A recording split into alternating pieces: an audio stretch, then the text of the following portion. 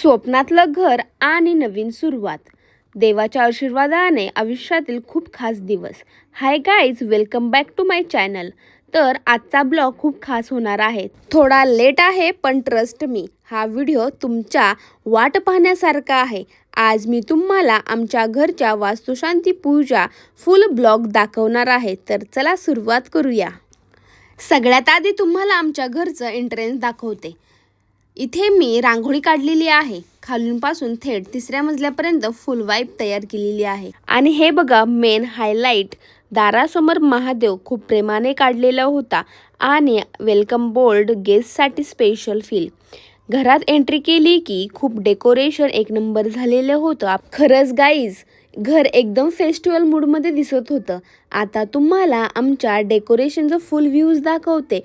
Simple, elegant आणि खूपच सुंदर. आजचा दिवस खूपच महत्त्वाचा होता. घरात एकदम पॉझिटिव्ह एनर्जी होती. वास्तुशांती पूजा आणि त्याचबरोबर 16 सोमवारचं खास महत्त्व. महादेव आणि माता पार्वती दोघांची ही जोडी म्हणजे एक परिपूर्णता, जिथे एकमेकांशिवाय काहीच पूर्ण नाही. असं वाटतं की महादेव आणि पार्वतींचा आशीर्वाद आमच्या घरावर कायम राहो आणि ही आनंदाची, प्रेमाची वाईब अशीच कायम राहो. किचन पण रेडी आहे, एकदम क्लीन आणि एकदम सुंदर. तर आता आपल्या घरी पंडितजी आलेले आहेत आणि पूजेची सुरुवात होणार आहे. आणि आता बघा, माझी मम्मी फुल रेडी झालेली आहे आणि ती सध्या पूजेची मांडणी करत आहे. खूपच सुंदर दिसत आहे आणि खूप प्रेमाने आणि मनापासून सगळं सजवत आहे. मम्मी आणि पप्पाने पूजेला सुरुवात केली. पंडितजींनी त्यांना देवांना हळदी कुंकू लावायला सांगितले आणि पाया पडून पूजेला सुरुवात झाली. खरंच सांगते, त्यावेळी डेकोरेशन, लाइटिंग आणि सगळं वातावरण एकदम सुंदर दिसत होतं आणि मन प्रसन्न झालं. आता पंडितजींनी मम्मी पप्पांना देवघरात जाऊन देवांचा आशीर्वाद घ्यायला सांगितला. तिथे त्यांनी फूल अर्पण करायला सांगितलं. परत आल्यावर माझ्या मम्मीचं लुक एकदम भारी दिसते. तिच्या ब्लाऊजवर अहो असं लिहिलेलं एकदम ठळक आणि सुंदर दिसते, एकदम रॉयल आणि खास.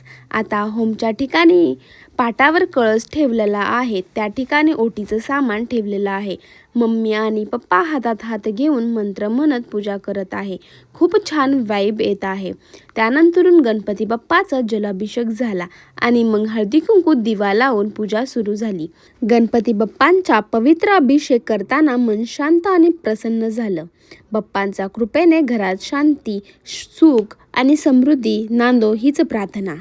आपण आपल्या मेन दाराकडे आलेलो आहोत. मेन दाराच्या वरती बघा, छोटंसं खूपच मस्त गणपती बाप्पाचं फ्रेम आहे. या ठिकाणी आपण छोटीशी पूजा करत आहोत. त्यानंतर आपण नवीन लाकडी उंबारठा त्याचंही पूजन केलं.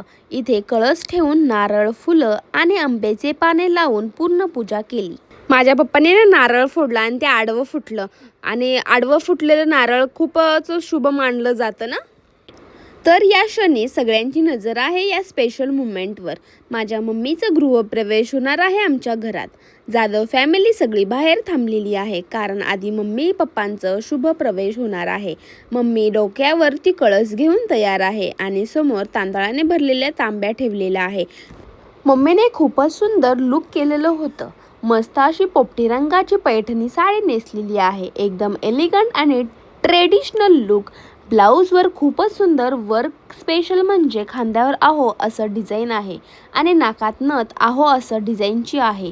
त्याचबरोबर साडीच्या काठाची मॅचिंग हिरव्या बांगड्या, हातात मस्त रंगांची मेहंदी, कमरेत छल्ला आणि गोल्डची ज्वेलरी घातलेली आहे. आणि पप्पाने मस्त कुर्ती सेट विथ रॉयल असं ग्रे कलरचं जॅकेट घातलेलं आहे.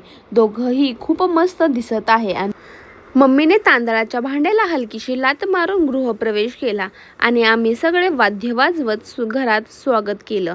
त्यांच्या मागे आम्ही सगळे घरात प्रवेश केला.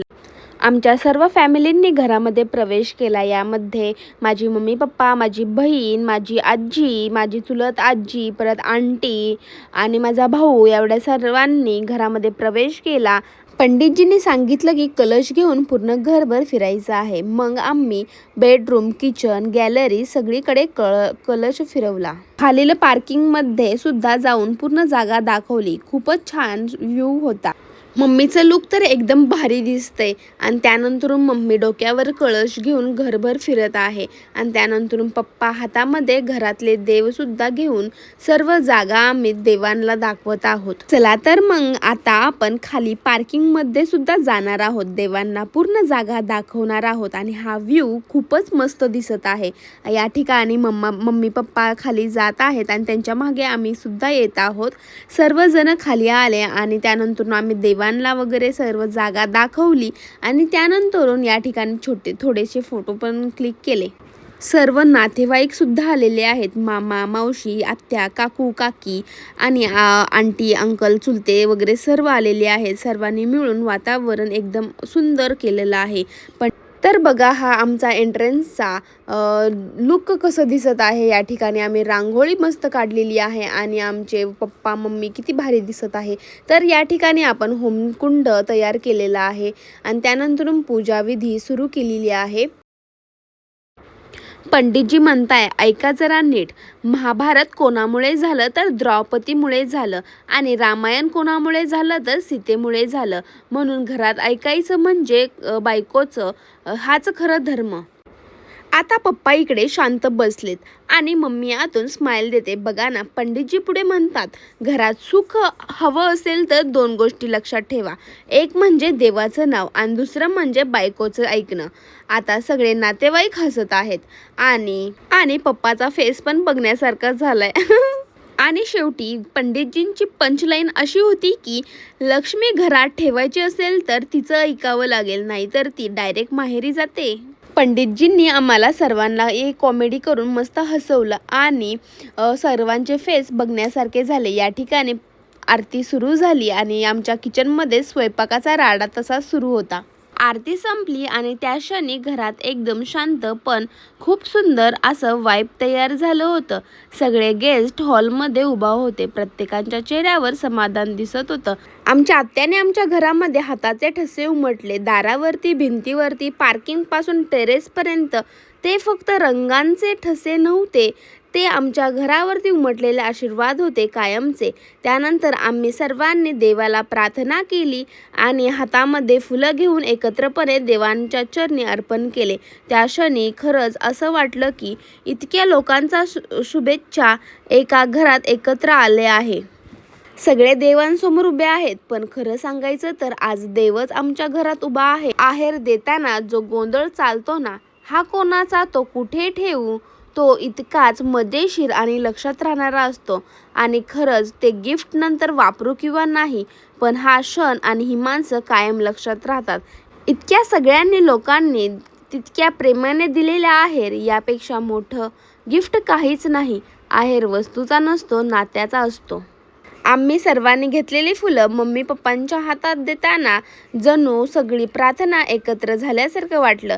त्या क्षणी आमच्या सगळ्यांच्या हातातली फुलं मम्मी पप्पांच्या ओंजळ्यात जमा झाली आणि वातावरण अजूनही प्रसन्न झालं. आणि आता आला आपल्या वास्तुशांतीचा लास्ट आणि खास पार्ट.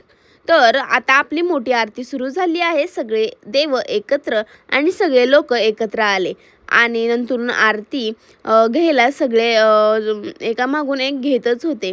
सगळ्यात भारी म्हणजे प्रत्येक जोडीने आरती घेतली.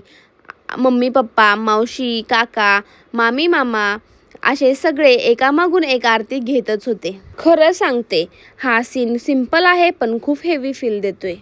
तर आपली पूजा वगैरे छान प्रकारे कंप्लीट झालेली आणि आता आलेला आहे सगळ्यांचा आणि फेवरेट पार्ट, तो म्हणजे टेरेसवरचं भोजन. आपण टेरेसवरती मस्त महाप्रसाद आणि डिनर ठेवलेला आहे. खरंच सांगते, टेरेसवरची अरेंजमेंट बघून एकदम फ्रेश फील येते. लाईटिंग, फुलं आणि वरती वातावरण एकदम फ्रेश आहे. वाईब एकदम ओके आहे. ओके, आता येतोय मेन हायलाईट म्हणजे जेवण. गरम गरम रोटी म्हणजे रुमाल रोटी, ती पण आपल्याला लाईव्ह सर्व होणार होती. त्याच्यानंतर आपल्या ह्या ठिकाणी तंदूर पनीर मसाला आपल्या भाजी सांगितली होती आपण त्यांना, आणि ती एकदम रिच अँड हेवी टेस्ट होती त्याची सुद्धा. आणि स्वीटमध्ये आपण ठेवलेलं होतं गुलाबजामुन, ते पण अनलिमिटेड गुलाबजामुन, किती पण खा आणि किती पण तुम्ही घरी सुद्धा घेऊन जाऊ शकत होते या ठिकाणी. खरंच जेवण इतकं टेस्ट झालं होतं ना, बघून तोंडाला पाणी सुटत होतं. प्रत्येक जण म्हणत होतं जेवण खूपच छान झाले. कुणाला अजून रोटी, कुणाला अजून गोड असं चालूच होतं. फुल सर्व्हिस मोड. खरंच कोणी इथं गेस्ट नव्हतं, सगळेच घरचे वाटत होते. जेवण संपलं पण गप्पा काही संपत नव्हत्या. टेरेसवर बसून जेवताना ती थंड वारा, लाईट्स एकदम परफेक्ट कॉम्बिनेशन. पण ह्या टेबलवरती जे डेकोरेशन केलं होतं ते एक नंबर दिसत होतं. आजचा दिवस कॅमेरेमध्ये कमी पण मनात जास्त कॅप्चर झाला. जेवण संपलं पण आठवण अजून सुरू आहे. हा फक्त डिनर नव्हता तर एक परफेक्ट एंडिंग होतं. इतके गिफ्ट्स आले होते की माझा फोन सुद्धा म्हणला बस कर, स्टोरेज संपलं. तर गाईज आजचा ब्लॉग इथे संपवते. आता खरंच एनर्जी 0 झालेली आहे. पण दिवस मस्त गेला. व्हिडिओ आवडला असेल तर सपोर्ट करा आणि भेटूयात नेक्स्ट व्हिडिओमध्ये. तोपर्यंत bye. Subscribe, like, share, comment करायला विसरू नका.